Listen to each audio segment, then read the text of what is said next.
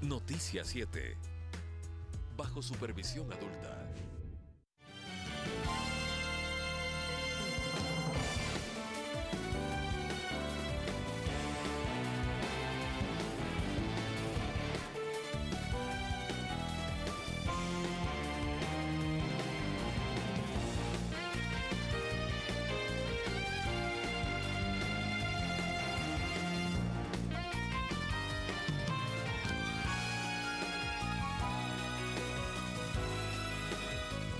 Hola, ¿qué tal amigos televidentes? Muy buenas noches, siempre es un gusto poder compartir con ustedes con la mejor información. Más adelante estaremos informando sobre la actividad registrada en la Asamblea Nacional. ¿Qué tal, Sofía? ¿Qué tal, César? Muy buenas noches, así es, iniciamos esta nueva semana con lo más destacado de la información. De inmediato vamos a revisar los titulares.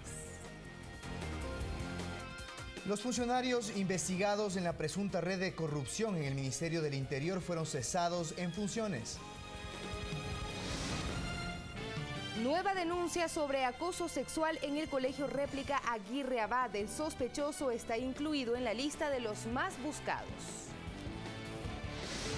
El régimen Costa inicia la fase de inscripción para estudiantes que ingresan al sistema público de educación por primera vez. En lo internacional, las autoridades de Estados Unidos califican como violencia doméstica al tiroteo en Texas que dejó 26 muertos.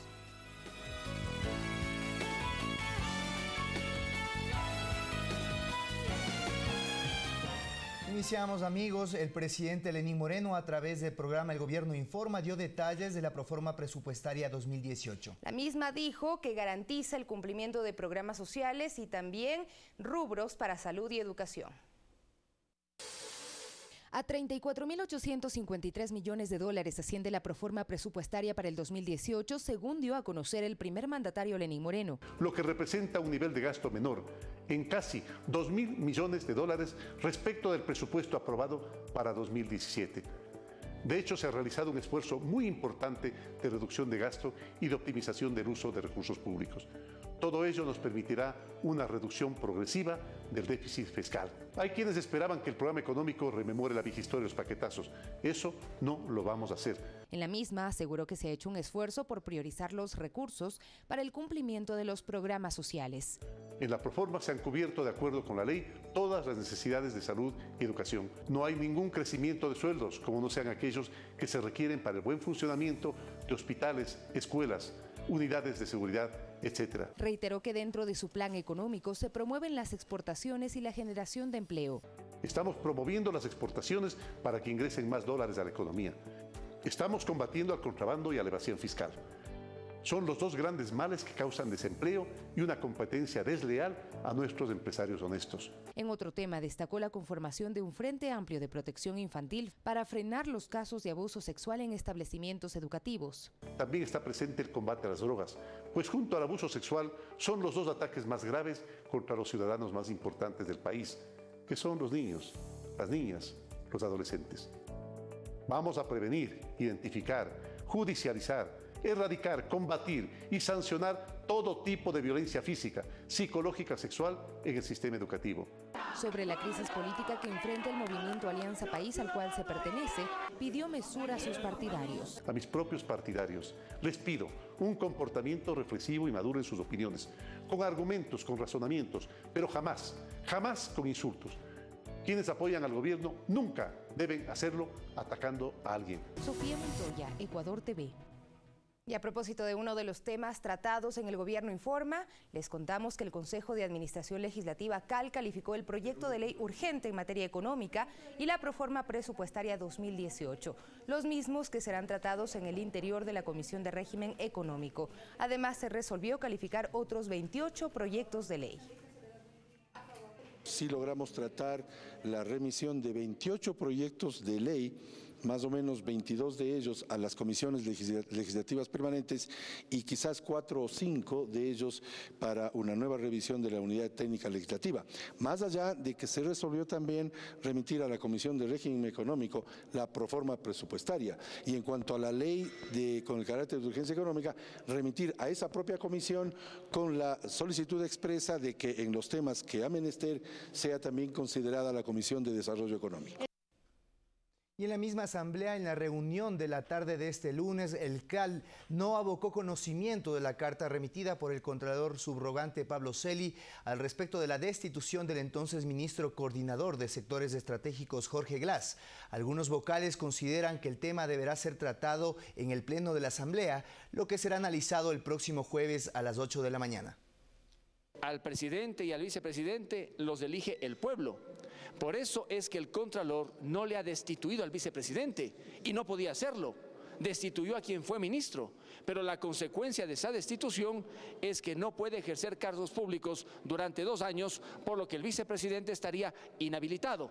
Es la asamblea, el pleno, con mayoría, la que tiene que resolver sobre esta inhabilitación para que, de estar inhabilitado, el presidente Lenín Moreno envíe la terna y se elija a un nuevo vicepresidente. Y las autoridades económicas del gobierno explicaron el contenido de la reforma tributaria enviada a la Asamblea Nacional con carácter de económico urgente. El ministro de Finanzas, Carlos de la Torre, reiteró que en el plan económico del gobierno no se incluyen medidas que afecten a las grandes mayorías. No ha habido un incremento en los precios de los combustibles, no ha habido evidentemente un incremento en los precios de los pasajes, no ha habido un incremento en las tarifas eléctricas. El proyecto de ley para la reactivación económica del Ecuador contiene varios ajustes para incentivar a las micro y medianas empresas, como es la exoneración del pago de impuesto a la renta para los nuevos emprendimientos. Con los objetivos de generación de empleo, de incremento de la producción y también para poder traer más divisas a la economía ecuatoriana. Sin embargo, en el ámbito fiscal sí se aplica un incremento del 3% del impuesto a la renta para las grandes empresas, lo que para el analista Juan Pablo Jaramillo implica un fortalecimiento en la política redistributiva. Lo más relevante del proyecto pues, es la subida del impuesto a la renta del 22 al 25% para las empresas grandes. La deducción de gastos personales se hará conforme el número de cargas familiares. Así, a menor número de hijos, será menor el monto que las personas naturales en relación de dependencia podrán reducir para el pago del impuesto a la renta. Que es incorporar un concepto de renta equivalente. Para eso se considera el número de integrantes del hogar. El tema del impuesto o la forma de cálculo y las deducciones posibles en el impuesto a la renta para personas naturales no lo hemos estudiado de detenimiento. La reforma también plantea varios mecanismos para combatir el contrabando y de esta forma la defraudación tributaria, que implica un perjuicio en la recaudación para el Estado. Vamos por generar recursos también a través de la lucha contra el contrabando y la defraudación, generar recursos para el presupuesto, pero cuidar el empleo que es tan necesario para toda nuestra familia. La Asamblea Nacional tendrá 30 días para el trámite de este cuerpo legal. Alexis Moncayo, Ecuador TV. A 34.853 millones de dólares asciende la proforma enviada por el Ejecutivo según la programación de gastos para el 2018. El presupuesto presenta un déficit de 4.000 millones y se prevé un crecimiento de 2.04%. En rueda de prensa, el ministro de Finanzas explicó las particularidades de la proforma presupuestaria del próximo año. Principalmente detalló que el nivel de gastos será menor que el de 2017.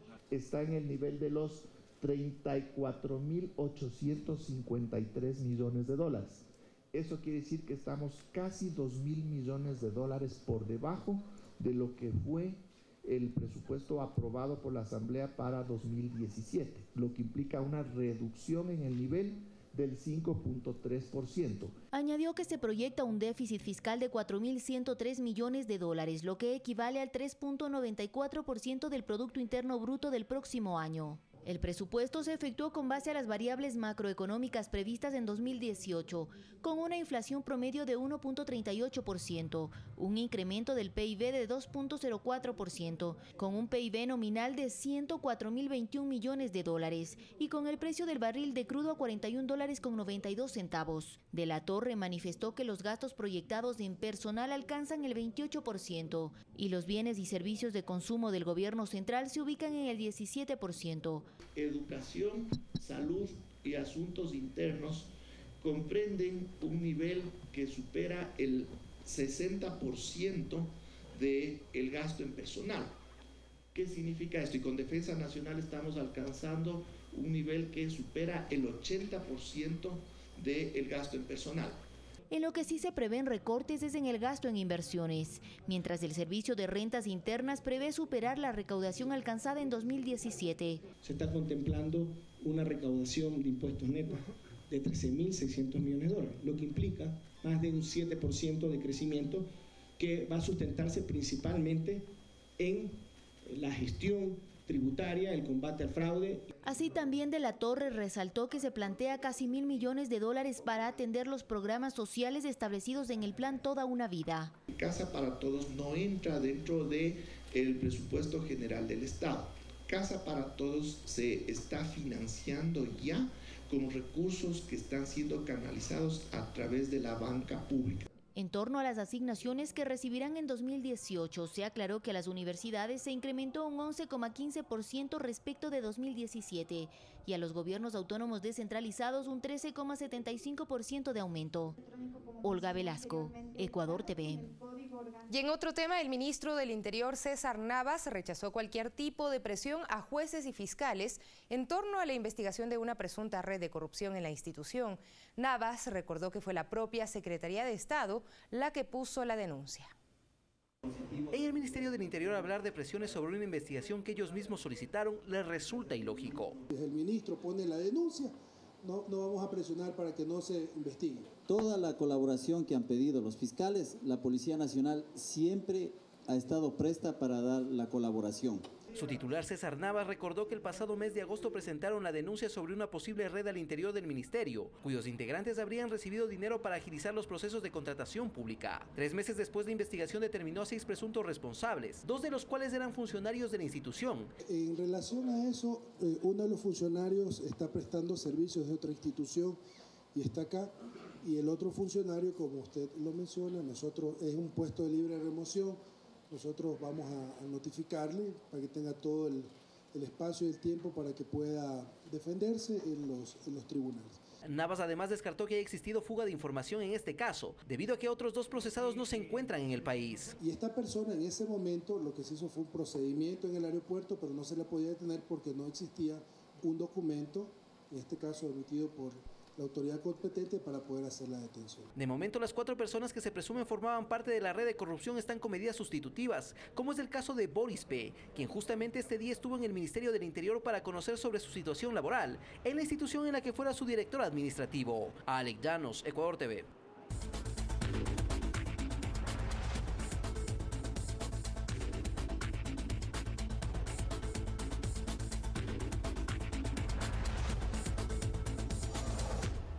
La Fiscalía continúa con las investigaciones para determinar cuáles fueron los nexos utilizados por Odebrecht para obtener poder político en nuestro país. Las delaciones de José Santos nombran a Charly Pareja, personaje también investigado en la red de corrupción de Petroecuador. En los expedientes que son parte de las indagaciones que impulsa la Fiscalía General respecto al caso de corrupción con Odebrecht, constan documentos y declaraciones con las cuales se ha logrado mapear los vínculos que la multinacional implementó para tener poder político en el Ecuador y de esa manera beneficiarse con millonarios contratos por la ejecución de obras estratégicas. Entre los vinculados se ha identificado a Carlos P.C., también conocido como Charly Pareja Cordero, abogado guayaquileño vinculado al círculo político social cristiano, a quien, según la hipótesis de la Fiscalía, Odebrecht le entregó $6 millones desde el año 2010. De este monto, según las indagaciones, 1.9 millones fueron cancelados como asesoría jurídica a la empresa Paresoci. Pareja Cordero fue por varios años uno de los abogados de confianza de la constructora brasileña. El dinero restante, es decir, $4.1 millones, la Fiscalía cree que fueron parte de los sobornos que Odebrecht entregó a funcionarios en nuestro país. Teoría que gana sustento con la declaración realizada por José Concienzao Santos, ex representante de la compañía en Ecuador, quien confirmó que sí se realizaron los pagos e incluso dijo que se sintió engañado por Charly Pareja Cordero. En su declaración, Santos aseguró que Pareja Cordero lo abordó en 2 ocasiones para ofrecerse como un enlace para que la empresa tuviera un supuesto contacto con el ex secretario jurídico de la presidencia, Alexis Mera, quien era uno de los hombres más influyentes del gobierno anterior. Y para ello, la constructora entregó $4.6 millones para estas gestiones, dinero que según el ex representante de Odebrecht no llegó a entregarse al funcionario, sino que fue usado por Charly Pareja para su beneficio. En la transcripción de la declaración que reposa en los expedientes de la Fiscalía, Santos expresa: el señor Carlos P.C. fue el abogado por algún tiempo de la empresa. Era una persona muy astuta, entonces no sentía confianza en lo que le indicaba. Era una persona que tenía varias conexiones en cuentas bancarias en el exterior. Puede ser incluso que estas cuentas sean del propio señor Carlos P.C., por tanto, deja abierto para la investigación. La Fiscalía indaga las supuestas transferencias que se hicieron a través de la empresa offshore Darmiston, que aparece en la lista de sobornos de la multinacional brasileña que entregó la justicia de los Estados Unidos. Con estos elementos, la Fiscalía inició el pasado 1 de octubre una investigación contra Charlie Pareja Cordero por el delito de lavado de activos. La investigación está a cargo de la fiscal Diana Salazar, quien determinó en su indagación que se conformaron varias empresas offshore para triangular pagos que se recibieron de los contratos de la estatal petrolera. Una de las empresas identificadas fue Geapronsa, que pertenece a los hijos del exgerente de Petroecuador, Carlos Pellé, quien además es primo de Charlie Pareja Cordero. Carlos Flores, Ecuador TV. Y además la diagramación realizada por la Fiscalía en este caso también identificó a intermediarios que están vinculados a Ricardo R., familiar del vicepresidente de la República, Jorge G. Conozcamos de quiénes se trata. El diagrama que va configurando la Fiscalía también evidencia que la relación existente entre el segundo mandatario Jorge G. y su familiar Ricardo R. no era distante como sostuvo en su declaración. Ricardo R. confesó que la reunión mantenida con Concienzado Santos en el departamento de un hotel de la capital fue coordinada por un hombre de su confianza llamado José A. Dicha cita ocurrió en el 2010 cuando Odebrecht buscaba la manera de retornar al Ecuador. En su declaración, Santos aseguró que Ricardo R. buscó un encuentro en ese año para pedirle $2 millones a cambio de tener un acercamiento a Jorge G., quien en ese entonces se desempeñaba como ministro de sectores estratégicos y uno de los principales funcionarios que demandaron a la constructora. Por dicho acercamiento, Santos sostuvo que ese fue el primer pago que hicieron de un total de $14 millones entregados a Ricardo R., para además beneficiarse de nuevos contratos públicos. Testimonio que ha sido rechazado por el familiar del segundo mandatario y que fue Santos quien le propuso gestionar un contrato de telecomunicaciones en la región andina por el cual ganó $1 millón. Sobre José A., supuesto hombre de confianza de Ricardo R., la Fiscalía identificó que fue su abogado y asesor legal, pero el rol más importante es que fue el supuesto nexo con los empresarios extranjeros y de Odebrecht interesados en participar en proyectos de comunicación satelital. Gracias a este personaje, José A., Ricardo R. conoció a Mijael Jin en 2010, quien presuntamente era representante de Glory International Industry. Un nombre muy similar tiene una empresa indagada por la Fiscalía por triangular dinero para Odebrecht y que habría llegado a manos de Ricardo R. El nombre de José A. también aparece en las millonarias transferencias que presuntamente recibió Ricardo R. y que fueron denunciadas por el ex asambleísta Andrés Páez en enero de 2015, asegurando que ambos vinculados recibieron 27 transferencias por más de $22 millones, de los cuales cerca de 3 millones fueron a José A. Sin embargo, las autoridades obtuvieron un nuevo rastro de este intermediario de un testigo protegido, en cuyas pruebas aparece nuevamente. Es así que en marzo de 2014, José A. envió varios correos electrónicos a Ricardo R., donde le informaba el avance de las negociaciones para una importante inversión minera de un grupo extranjero. Un mes después, esta propuesta llegó al despacho del vicepresidente Jorge G. La inversión nunca se concretó. Las autoridades indagan si este hombre, identificado como el que llevó a Ricardo R. con los inversionistas chinos y Odebrecht, falleció en el 2014 como asegura el familiar del segundo mandatario, o solo es una coartada para despistar. Carlos Flores, Ecuador TV. Las autoridades indagan además la presunta relación de la empresa Odebrecht que mencionó tener con el ex contralor Carlos Polit e incluso el destino de un supuesto favor por pagos realizados. Veamos a continuación de qué se trata.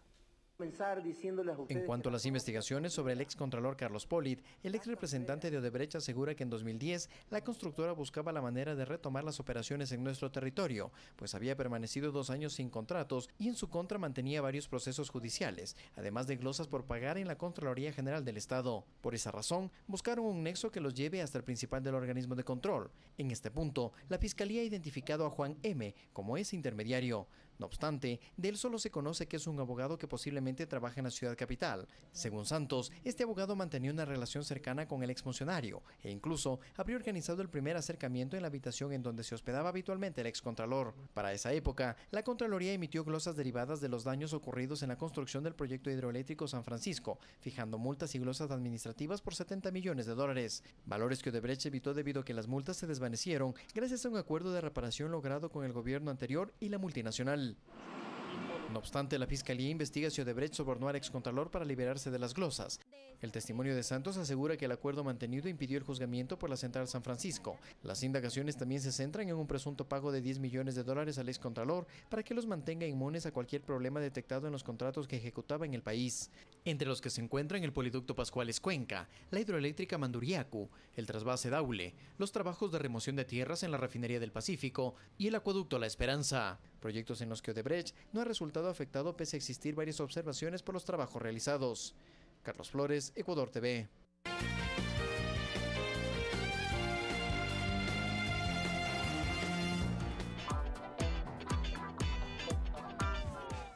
En estos 50 años aprendimos que al que madruga Dios lo ayuda. Ayudándote en su crianza, nació el famoso goza goza como chancho en poza. Entendimos el pío pío de tu negocio e hicimos sonar el chin chin de la caja registradora. 50 años juntos hablando tu mismo idioma, el idioma del campo, haciendo todo con corazón para que tengas más ganancia en menos tiempo. Y también alcanzamos la más importante de todas, tu confianza. Balanceados Biomentos, excelentes rendimientos. Somos multiétnicos. Somos emprendedores. Somos incluyentes. Somos pluriculturales. Somos diversos. Somos luchadores. Somos una provincia. Somos Pichincha Informa, todos los jueves a las 9:30 con su reprise el sábado a las 18:30 por la señal de Ecuador TV.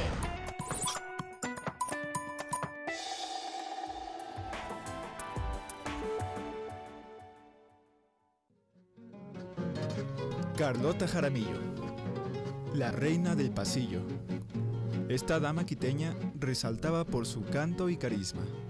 Es una de las máximas exponentes de la música nacional y un orgullo para todos los ecuatorianos. Mujer tenía que ser. ¡Feliz Día de la Mujer! Este martes usted no se puede perder Café TV. Estaremos hablando sobre la aerofobia. ¿Acaso usted sufre de eso? Además, les presentamos el proyecto Silky Baby, donde se dedican a hacer accesorios para los más pequeños de la casa. Y son hechos aquí, en Ecuador. Y para los amantes de la carne de cuy, conoceremos un gran emprendimiento, Cuy Pack, un producto ya de exportación. Esto y mucho más, 8:30 por Ecuador TV. Con el sol cayendo y miles de estrellas como tú.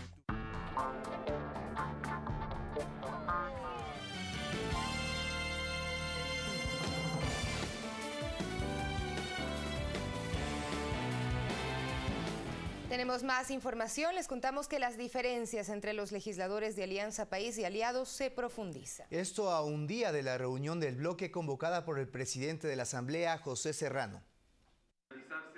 A la reunión de bancada convocada para este martes por Serrano no deberían asistir los denominados aliados. Esa es la opinión del asambleísta Augusto Espinosa. Existe gente que no es miembro de Alianza País, que no debe ni puede pronunciarse sobre cuestiones internas de Alianza País. Uno de los aludidos es Daniel Mendoza, aliado manabita de País, quien reitera que dentro del bloque hay quienes aún no comprenden el momento político que vive el Ecuador. Tan miembro del bloque de Movimiento Alianza País y aliados soy yo como lo es él.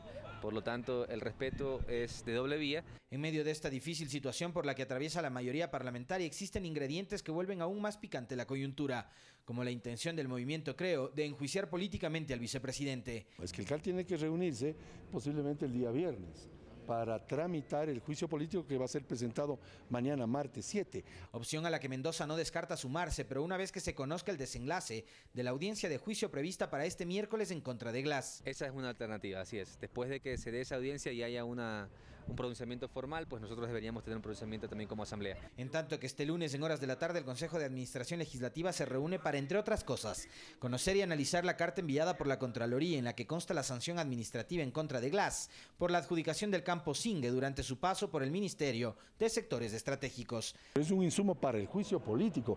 Alexis Moncayo, Ecuador TV.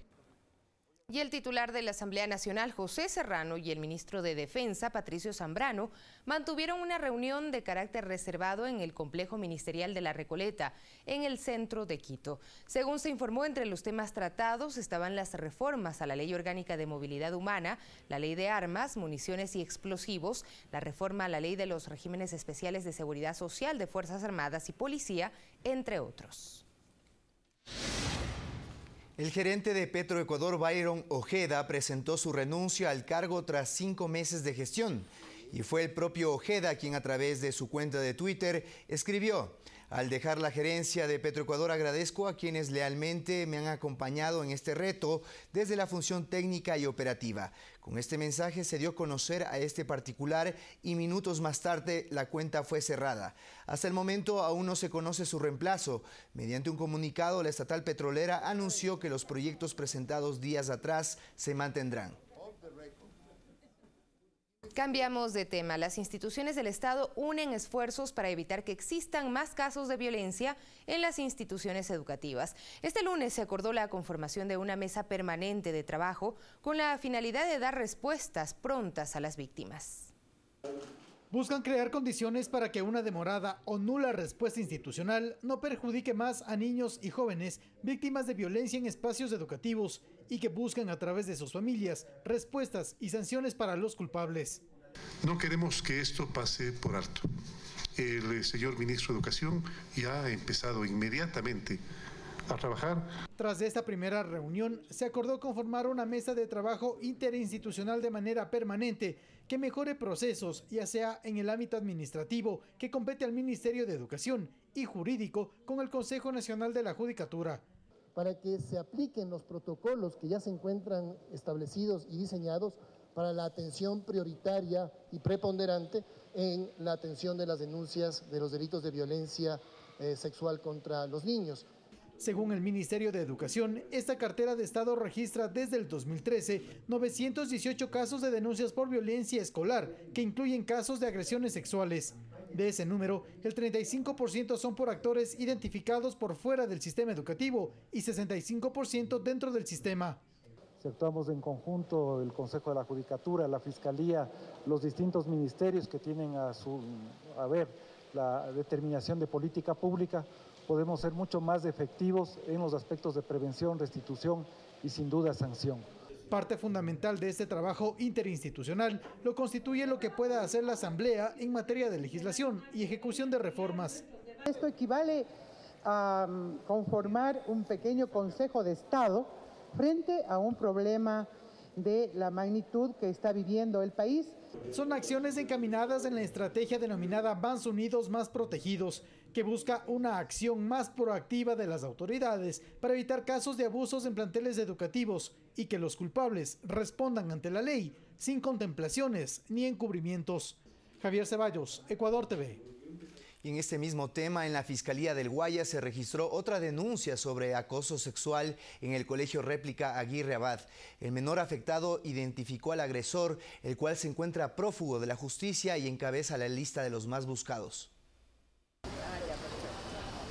Le llamaremos Luz, pues ella prefirió proteger su identidad. Se trata de la madre de otro menor que también sufrió acoso sexual en el Colegio Réplica Aguirre Abad de Guayaquil, quien relacionó el comportamiento extraño de su hijo desde hace un año con la realidad que ahora es pública. Comenzó que destrozaba los juguetes, pero yo ni idea de lo que le estaba pasando a mi hijo. Que mi hijo estaba asustado. Mi hijo siempre me pedía que no quería ir a la escuela. Se dice que él cuando iba al baño ese profesor estaba ahí y lo agarraba. Y le decía, oye, ven acá, y mi hijo se soltaba y él corría así. Y un día me llegó orinado. Entonces yo le dije, ¿por qué vienes orinado? Es que me da miedo ir al baño, pero nunca me contaba nada. La progenitora del niño de 8 años comentó que tras varias preguntas de su hermana mayor, que también estudió en el plantel, y la muestra de una fotografía, identificó al agresor, quien ahora se registra en la lista de los más buscados, Egri Javier Magallanes Benítez. Mi hija le enseñó el celular de él y dice, yo te voy a enseñar y tú me dices cuál de tus profesores viendo las fotos es el que te estaba cogiéndote. Entonces ahí mi hija le comenzó a pasar las fotos y lo señaló al profesor al que está Lo identificó. Sí, ajá. El abogado defensor de los casos de abusos sexuales que se registran en el Colegio Réplica Aguirre Abad asegura que con este testimonio se suman 6 denuncias formales contra los detenidos y el docente que se encuentra prófugo. Totalmente confirmadas las sospechas de los casos que habrían y que no solo fueron los denunciados al principio, sino que ahora se van descubriendo poco a poco, luego de que las madres de familia están perdiendo el miedo a darlo a conocer y de venir a la fiscalía a denunciar estos casos que le contaron sus hijos. En este tema, el Ministerio de Educación continúa con el trabajo de evaluación y verificación de perfiles de autoridades, quienes están a cargo de instituciones educativas. Además, se reforzarán los departamentos de consejería estudiantil. Si no cumplen con el perfil correspondiente, van a ser separados del cargo. La orientación no solamente va a los niños, a las niñas, sino que va a los padres también, a la comunidad. Se prevé para este martes rindan sus versiones 2 de los ahora detenidos en el Centro de Rehabilitación Social. Guadalupe Ayoví, Ecuador TV. Mientras en Napo, 13 presuntos delitos sexuales son investigados desde el año 2015. De estos, uno fue archivado el mismo año y otro recibió sentencia condenatoria en 2016. En lo que va de este año, 3 casos de aparente delito sexual fueron denunciados en la Fiscalía de Napo. La mayoría presuntamente se cometieron en establecimientos educativos de la provincia. Uno está ya sancionado, se encuentran en investigación fiscal. El caso con sentencia condenatoria en contra de un docente por violación a una alumna en Tena fue en 2016. En 2015, un caso de presunto abuso sexual registrado en el sector rural de la parroquia Misahuayí, Cantón Tena, en contra de una menor de 14 años de edad, fue archivado por falta de pruebas. Esto preocupa a los padres de familia, quienes advierten acciones preventivas.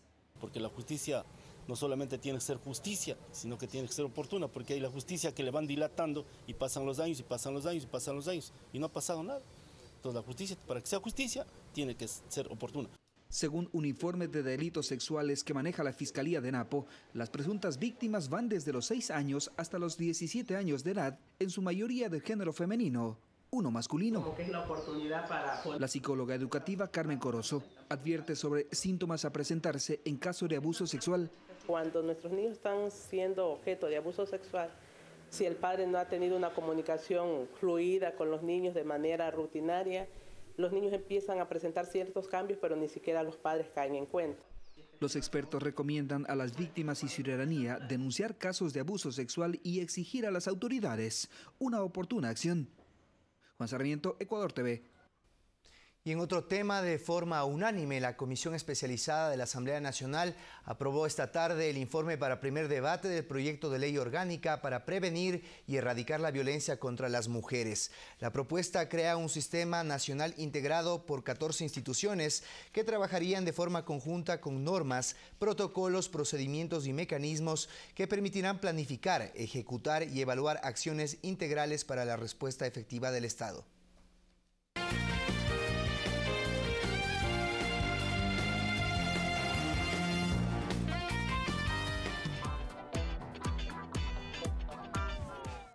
Las Artes Vivas, cada vez más cerca de ti. Festival Internacional de Artes Vivas Loja 2017. Recibiremos a 14 grupos internacionales y 16 grupos nacionales con más de 1.500 artistas. 200 elencos presentes en espacio público. Danza, teatro, mimo, clown, circo teatral y más artes escénicas. En Loja del 16 al 26 de noviembre. Esta vez no te lo puedes perder. Compra hoy tus entradas en www.festivaldeloja.com. ¿Hacia dónde camina el Ecuador del 2017? Es necesario diferenciar lo jurídico de lo político. ¿Cómo lograr que la justicia y la política no se mezclen? Tenemos que investigar, además, verificar si es cierto o no es cierto. ¿Podemos hacer de este país un mejor Ecuador? Yo creo que todas las medidas han sido pensadas para fortalecer a esa pequeña unidad de producción. Estas y otras preguntas indispensables las discutimos en Análisis Urgente, todos los domingos 21 horas.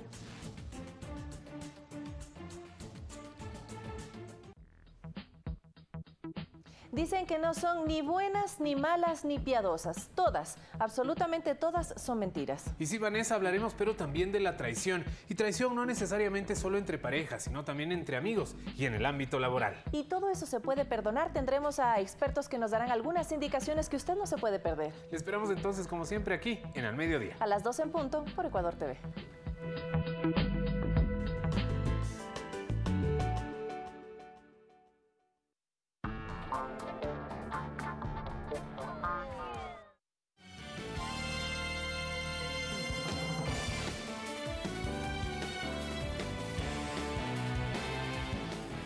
Continuamos, amigos televidentes. Desde este 15 de noviembre, las brigadas Las Manuelas iniciará con la recolección de información de personas con discapacidad a nivel nacional. Así es, este lunes se inauguraron las jornadas de capacitación.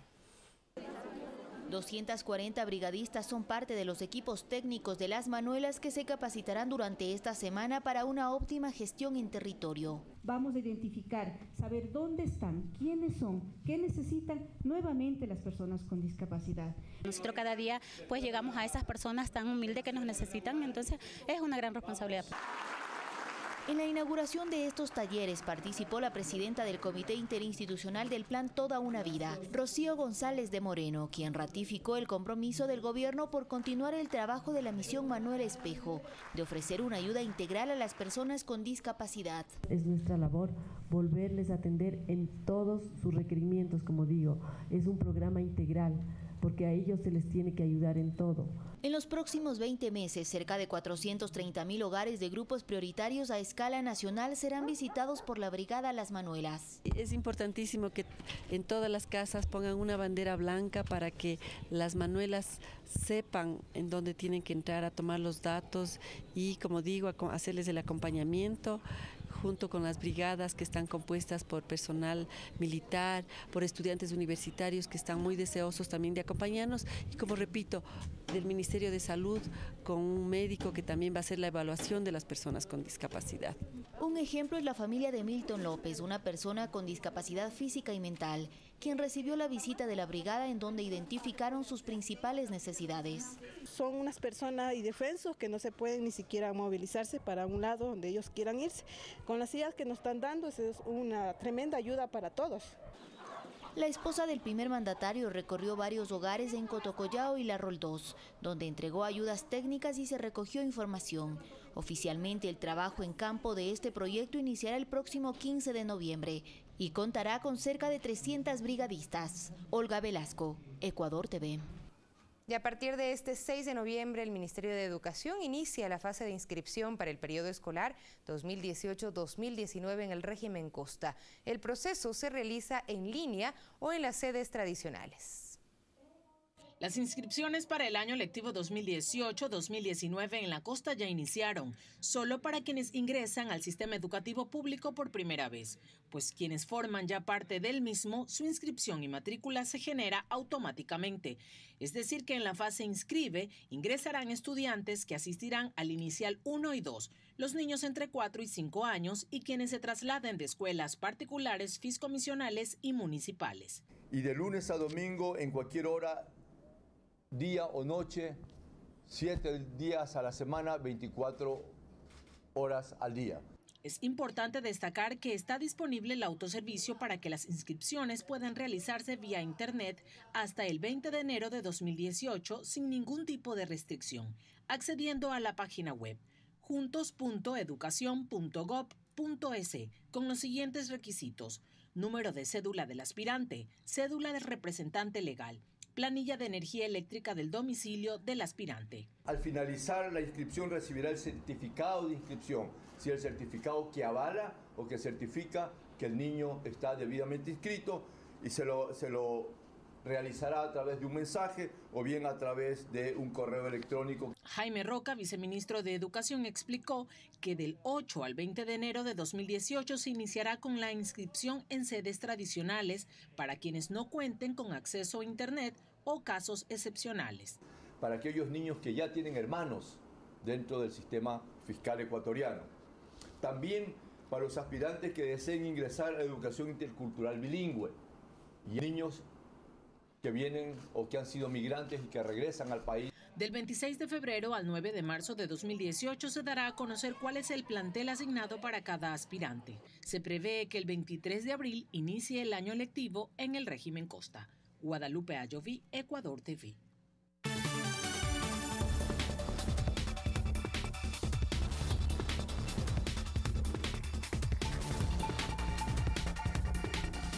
Revisamos las noticias del mundo. La ciudad alemana de Bonn acoge entre este lunes y el 17 de noviembre la Cumbre del Clima de Naciones Unidas COP23. Pablo Cummens, periodista de nuestra cadena aliada Deutsche Welle, nos preparó un informe con los puntos más importantes desarrollados durante este día. Veamos. De Hola Ecuador, aquí informando desde Bonn, desde la conferencia de las partes de la Convención Mundial de las Naciones Unidas sobre el Cambio Climático. El objetivo principal de esta cumbre mundial de 195 países con 25.000 participantes y la asistencia también de 500 organizaciones es implementar las medidas que se tomaron en el Acuerdo de París, o sea, fundamentalmente limitar el aumento de la temperatura media en la Tierra a menos de 2 grados centígrados y, en ser posible, a 1,5 grados. El día de hoy estuvo marcado por 3 acontecimientos muy importantes.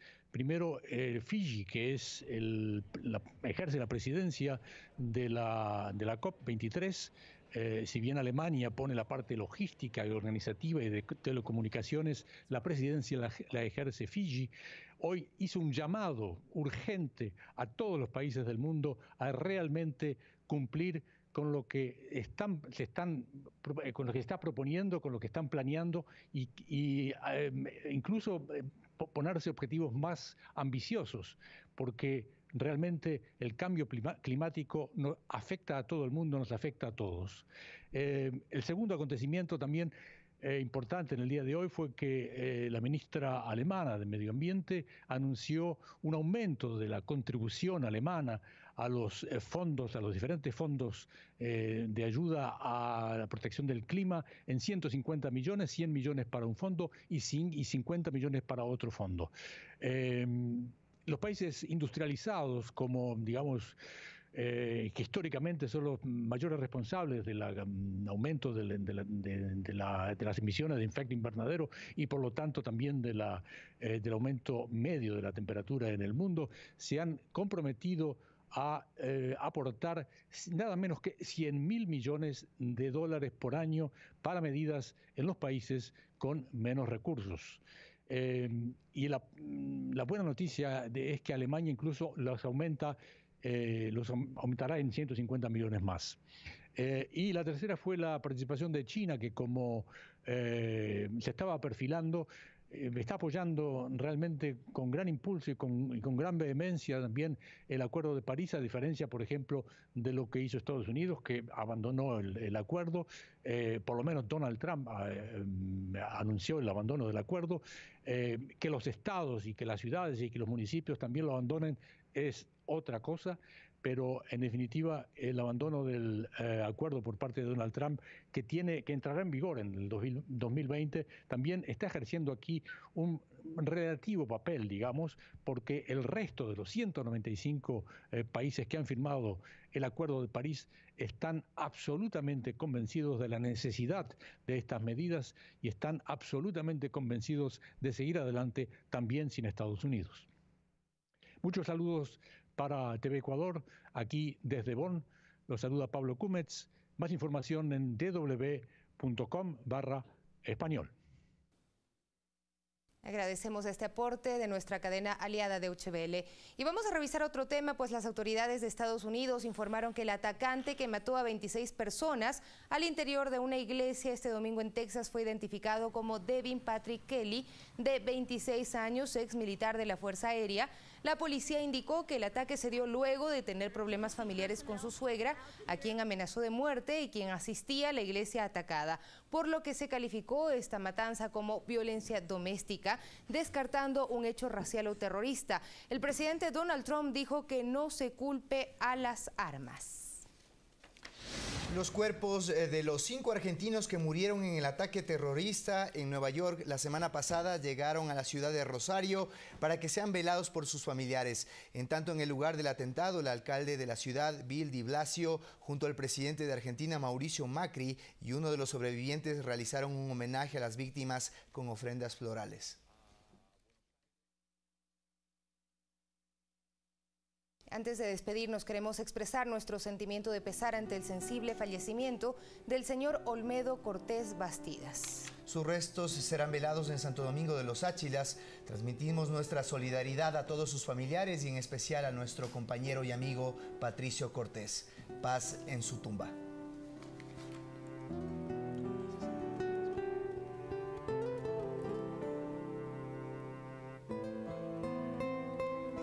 Así hemos llegado al final de esta emisión. A ustedes muchísimas gracias por su atención en este día lunes, inicio de semana.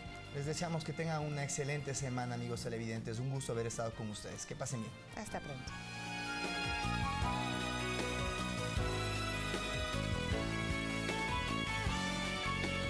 Aprende a cuidar.